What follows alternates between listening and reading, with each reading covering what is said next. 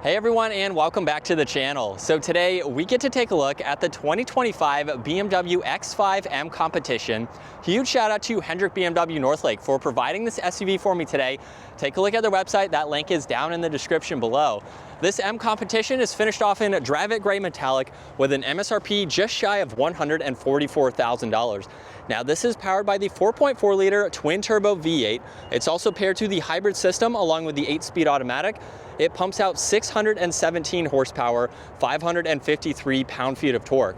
That power is sent through the xDrive all-wheel drive system, propelling this 5,400-pound SUV from 0 to 60 in 3.7 seconds. It has a top speed up to 177 miles an hour. It also has a fuel capacity of 21.9 gallons. You'll expect to see around 13 miles per gallon in the city, 18 out on the highway. This also has a wheelbase of 117 inches. Its overall length is 195. It has a width of 79.3, a height of 68.9, and its ground clearance measures in at 8.7 inches. Now, as we take a look at the exterior styling for this X5, this has a very beefy front end. You'll notice that the kidney grille is finished off in gloss black, and then there's X5M as well as a lot of cutouts in this grille. There's also the forward-facing camera as well, and as you can tell, we have LEDs for the lighting. We have the new design with the dark housing and the turn signal look, and then underneath that we have a lot more gloss black and tons of cutouts. There is a lot of functionality to this front end. There's also the sensor right in the middle for the distance pacing. There's parking sensors too, and the inlets on the side are just as large. It's really neat to see all of the body color going through all of the gloss black, and then there's some really clean lines that run down the hood too. And then as we work our way to the side, this has a gloss black set of wheels with the very large M Sport brakes finished off in red for this model. There's the X5M badge just behind that. And then gloss black for the side mirrors. They are power folding. They feature the camera and the turn signal. There's also a full moonroof for this model, gloss black for the roof racks, as well as the rest of the window trim. And then some nice lines that run in the lower section and just underneath the height of the door. You'll also be able to tell too that the fender arches poke out slightly just to give it a great look too. And then this has a body colored spoiler up top with the large fins or bulges on both sides there. There's the third brake light as well as the wiper blade. There's LED taillights. There's the backup camera, all of the parking sensors, more gloss black in the diffuser, along with the quad tip dual exhaust. Now this does have remote start, so you can just use the key fob if you would like to. You can also use the key fob to open up the liftgate, or you can just walk up to it and use this button up underneath. Now if you opt for the towing package, this can tow up to around 7,200 pounds. And one thing unique with the X5 is it has the split liftgate. So you have that upper section, and then you have the pickup truck style with the lower tailgate there basically. So you could use this to sit on, or it makes it easier to load items into the back. Now this is a pretty good size SUV, so you can fit in a lot of items. Underneath the floor, simply lift this up, and there's a spare tire, along with being able to put the cover back here when that is not in use, and you have a little bit of extra storage if you need to use it. There's also tie-down hooks in the back. There's the cover that's currently installed, and you can even fold down the back seats to give yourself that much more interior space. From experience, you can fit a 65-inch TV laying flat in the back. So definitely pretty large for it. And then you can just push the button up top and it will close both of those as needed. Now, as you've been hearing it lock and unlock, we have the proximity key. Now, there's no sensor on the back door handle here, but you do have the option of setting it up where you can unlock it from the front, and then it will unlock the back door. So at least you still have that option. Now for the back, this has the manual adjusting sunshade. There's also Bowers & Wilkins for the audio, interior lighting, carbon fiber, brushed aluminum, and some leather too, even a lot of storage in that lower section. And then you'll notice too the two-tone design for these leather seats, which is a really nice accent. There's also the BMW colors stitched on the seat belts there. Now in the back at 5'10", I have a good bit of space. There's also the storage pockets. You have your vents, heated seat adjustments, and then all of your climate controls, temperature, fan speed, where you'd like the air to go. There's storage underneath that, as well as auxiliaries in the lower section. There's also an area behind both front seats where you can attach and charge tablets. So you can do that on both sides if you need to. And then at my height, 5'10", I have about ½ inch to an inch or so of headroom sitting upright. So it's definitely comfortable in the back. We even have Alcantara for this headliner too. Now right in the middle, you can open this up. where you have a little bit of storage with the armrest, and then you have cup holders on the front section. Now you can also fold down this middle seat individually if you would like to, and then of course lock that back into place. And then here's a look at visibility. It's a very open feeling, especially with the sunroof open or the moonroof there. You have quite a lot of glass in back. Now working your way up front, this model has the massaging seats. You can also use L2 to use the seat controls on the driver's side and adjust that passenger seat if you need to. There's the window controls, side mirror adjustments. Everything else is pretty much the same as the back seats. And then we get a little bit more bolstering support with the badge up top there for your front seats. There's also the leg support, which you can use as needed. And then taking a look at the leather steering wheel now, it has a very nice design to it. There's the M badge down below, M1 and M2, as well as the massive carbon fiber paddles. All of your cruise control settings are on the left, and then right side you have volume tuning, Bluetooth, and voice commands. But let's fire this up and take a listen to the X5.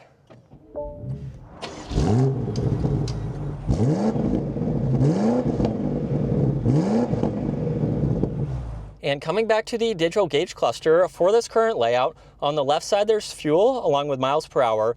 On the right side there's tach and engine temperature along with what gear you are in. Now if I use a button over on the right side of the steering wheel, we can gain access to the content. So you can scroll through all of this, including the augmented reality. You have that camera system, just depending on what you need to see for the day. You have all the different driving modes there as well, and then some other vitals that you can quickly get into. Now you can also scroll over to the head-up display and view some information on that. So again, just depending on the layout that you would like, you can pull that up. Now in order to change the gauge cluster, simply come down to the center and push on M mode. By pushing on M mode, you can get into sport and track, and that is going to give you a little bit more of a sporty design with all of the information you need. It's also going to pull up the RPM in a larger view on the head-up display. So it's nice that you have the option to do that. Now on this left side, you have some headlight adjustments. There's also a little bit of storage. You have an air vent along with some carbon fiber there. Leather covers the entire dash. And then with the infotainment system, very easy to go through all this information. You have all of these icons that you can quickly get through, just depending on what you need to adjust. You have the home screen here where you can control the widgets, so you can customize this as needed. There's all the climates as well as navigation and music, and then you have adjustments for the heated and ventilated seats and heated steering wheel. Now there's air vents underneath that. There's also the ambient lighting that will change depending on the driving mode that you are in.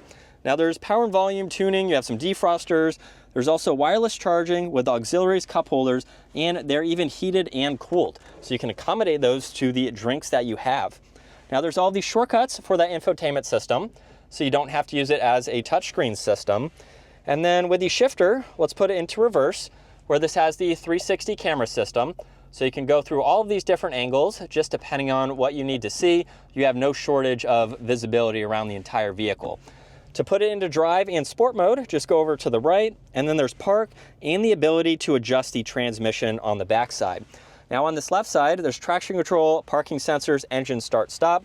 There's the M mode along with setup, and setup is how you can get into M1 and M2. So you can go between efficiency all the way up to Sport Plus, depending on how you want to drive.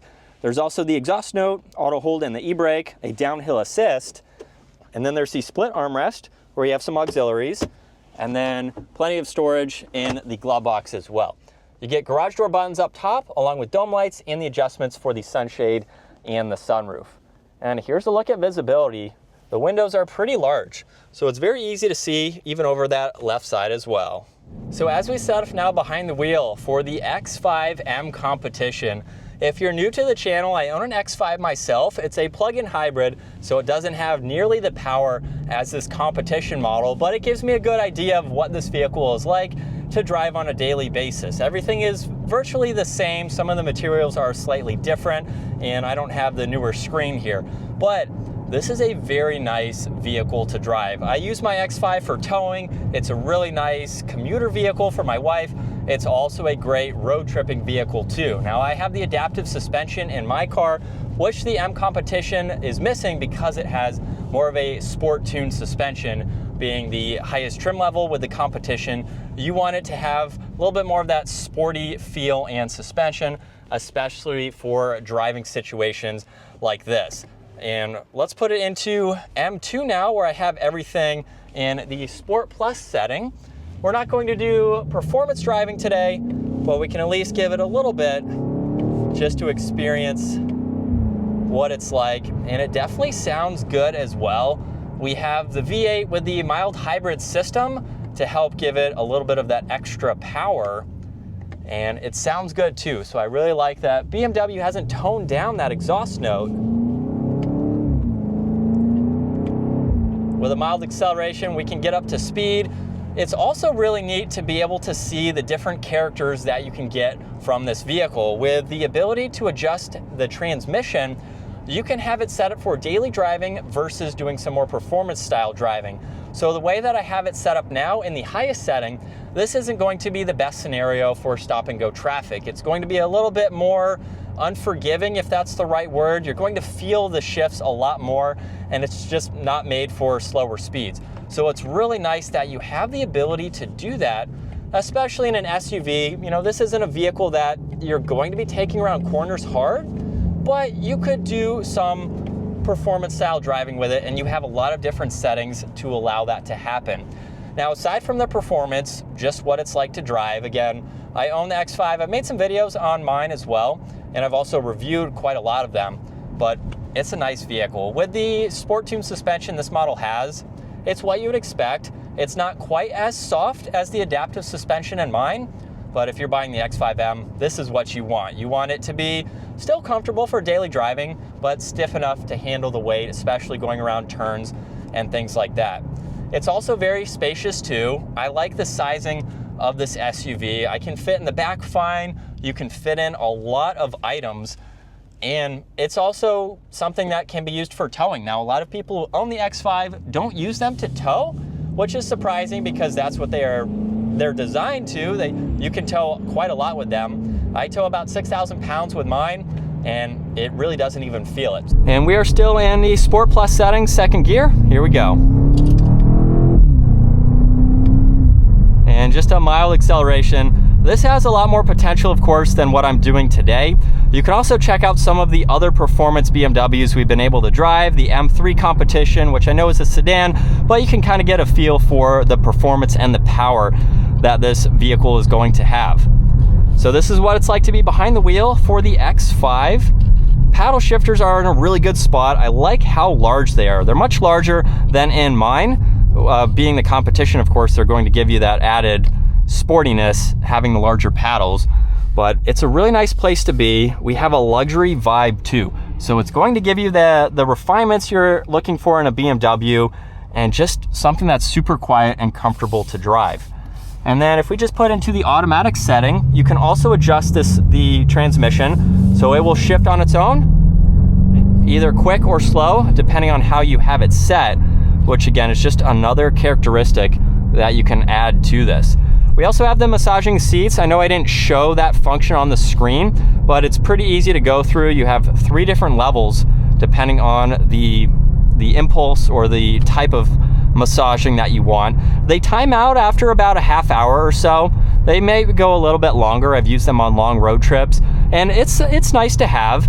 Definitely keeps you from getting stiff if you're going on a long road trip. So that is a nice benefit to have. It is an option. On this, it might be standard though, but a nice place to be. I really don't have any complaints.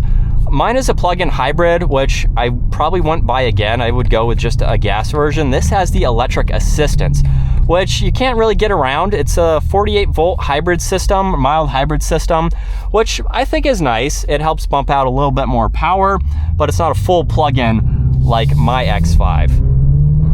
So I don't have any complaints with it other than the plug-in hybrid, which is a whole different story. Aside from that, I think it is a very nice SUV. So again, if you're looking for a luxury focused vehicle, you want all of that power and performance because maybe you have a family, maybe you need to use it for towing, you just need an SUV. It's a really good blend for all of that in one for the X5M Comp. But that is going to wrap it up for this all new model. Once again, huge shout out to Hendrick BMW on Northlake for providing this for me today. Take a look at their website, give this video a huge thumbs up if you enjoyed it, and consider smashing that subscribe button so you can stay up to date with our daily uploads. I will see you all in the next video.